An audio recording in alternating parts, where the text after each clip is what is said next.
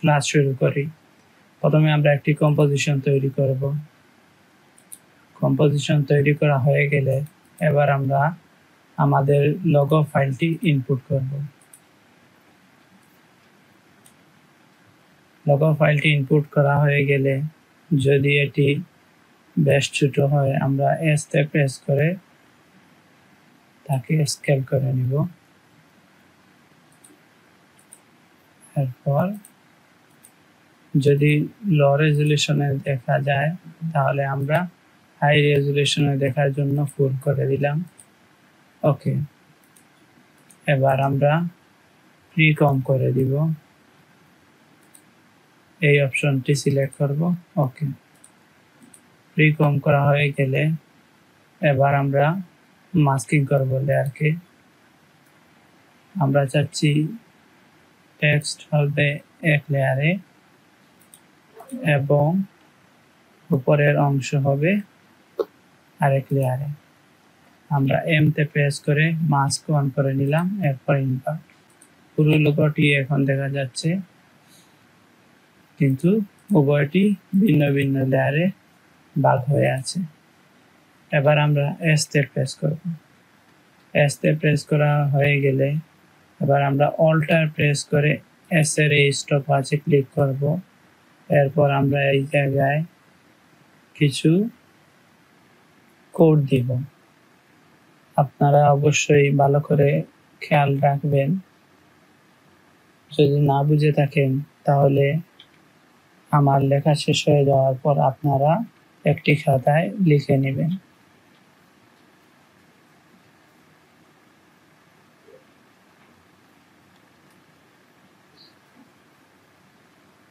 এরপর 6,25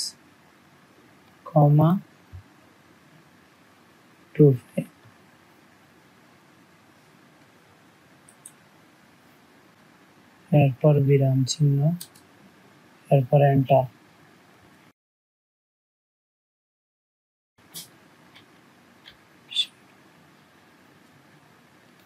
ভ্যালু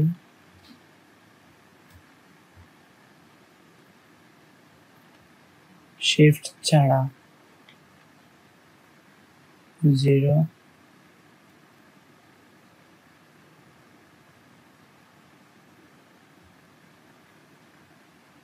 এরপর কমা, এরপর বি, এরপর শিফট ছাড়া 1, এরপর শেষে গিয়ে এই চিহ্ন দিয়ে দিবেন। ব্যাস। এবার যদি আমরা প্লে করি তাহলে দেখো আমাদের অ্যানিমেশনটি এইরকম হয়েছে।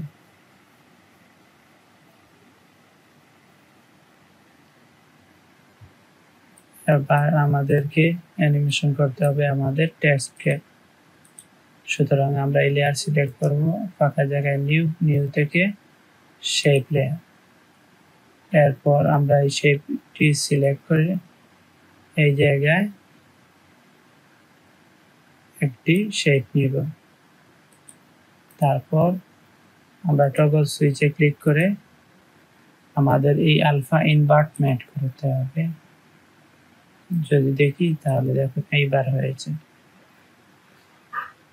আমরা হাফ সেকেন্ডে এই জায়গায় পজিশন, 1 সেকেন্ডের এই জায়গায় গিয়ে আরেকটি কি ফ্রেম নিব। শুরুতে এটি উপরের দিকে থাকবে, তাহলে অ্যানিমেশনটি এরকম হলো। আমরা F9 প্রেস করব, এরপর গ্রাফ এডিটরে চলে যাব, ডাবল ক্লিক করব, 95 দিয়ে দিব। ওকে, এবার যদি আমরা প্রিভিউ দেখি তাহলে এরকম হয়েছে। আমরা এই দুটি কি ফ্রেমকে এক জায়গায় নিয়ে নিলাম। ওকে, আমরা 5 সেকেন্ডে গিয়ে এন্ড প্রেস করে ওয়ার্ক এরিয়া এন্ড করব 5 সেকেন্ডে। ওকে, এবার আমরা ফাঁকা জায়গায় ক্লিক করে একটি নাল লেয়ার নিব। এটিকে আমরা অ্যালাইনমেন্ট করে মধ্যখানে নিয়ে নিব। আমরা এই লেয়ারকে নাল লেয়ারের সাথে কানেক্ট করে দিব। এরপর এস প্রেস করব, আনলিঙ্ক করে দিব। একটি কি ফ্রেম নিব শুরুতে, এরপর হাফ সেকেন্ডে গিয়ে আরেকটি কি ফ্রেম নিব। শুরুতে আমরা এটিকে 0 করে দিব, তাহলে এইরকম হবে।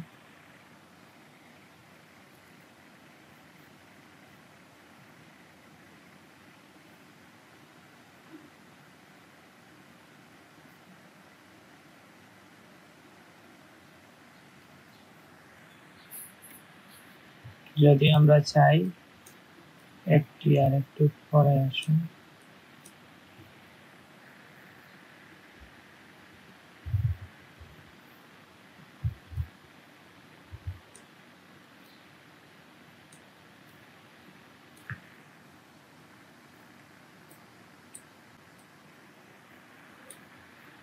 এই জায়গা থেকে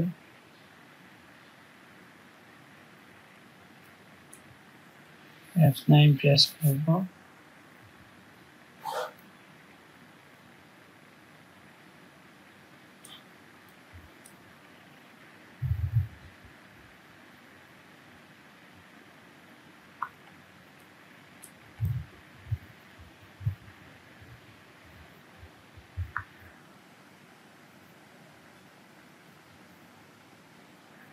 অনেক সুন্দর অ্যানিমেশন হয়েছে।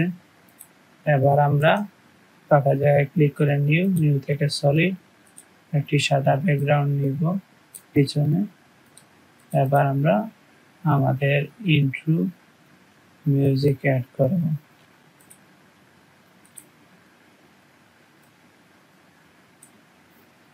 এবার যদি দেখি,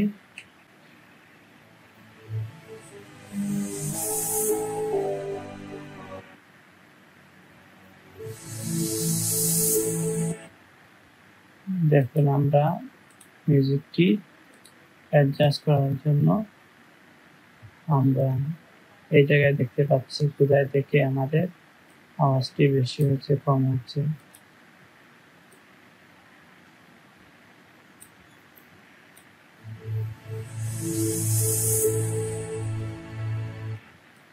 আমরা এটিকে এই জায়গায় নিই।